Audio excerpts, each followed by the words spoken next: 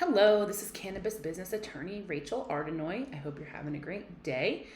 I am creating a series of videos to assist in helping cannabis business entrepreneurs avoid pitfalls in this industry and focus on the success of growing their business. I wanted to dedicate today's video to providing information on what cannabis business attorneys do and how are we different than other attorneys or other professionals that may assist your business. First and foremost, we assist clients through navigating through cannabis laws and regulations. Yes, there is a whole body of laws and regulations that discuss and address various business issues, whether it's cannabis or not. Let's just think about any other kind of business. We've got employment issues.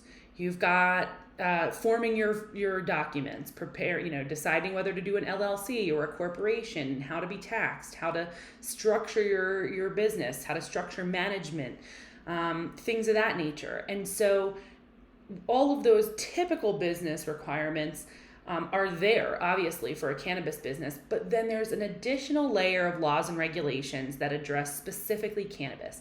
Why is that? Because cannabis is still federally illegal. It is still considered a Schedule I drug under the Controlled Substances Act. And as a result, while the states have slowly but surely begun legalizing for various, either medical or adult use, they've had to create really robust regulations to make sure that they are preparing this industry in such a way that the feds don't have to come in and they don't feel like there is significant risk and significant illegal behavior.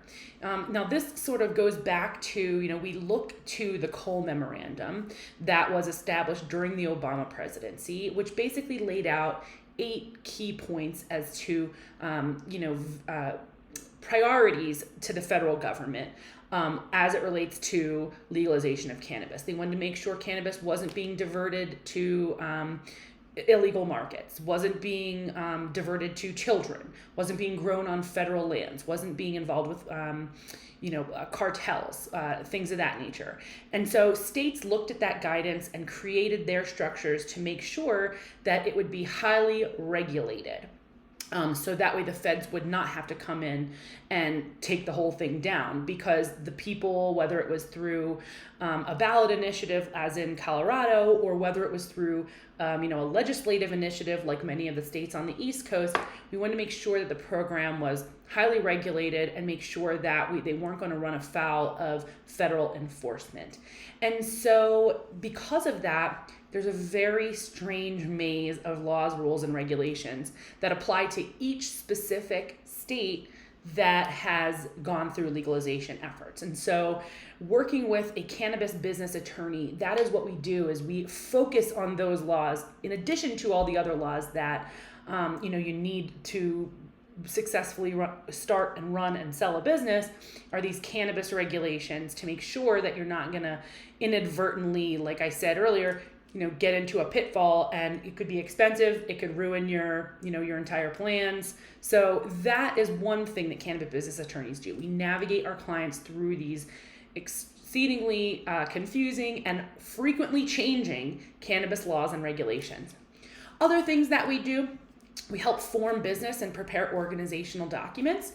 If you've done research on getting into the cannabis industry and you've looked at the applications that are required to submit to the state licensing and local licensing authorities, they all want to see information about the business. They want to see organizational charts. They want to see who the owners are and the investors. Some require extensive background checks depending on the level of investment or involvement in a marijuana business.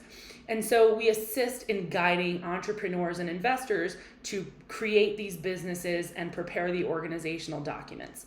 Another thing we do is we advise and prepare contracts and other regulatory documents that protect business owners, employees, investors, and landlords. And so if you're thinking of going into business with someone, doing a joint venture, white labeling products, getting your brand across state lines, all of those things really should be guided by binding legal contracts, so all the parties know exactly where they stand as it relates to each other and as it relates to the licensing authorities.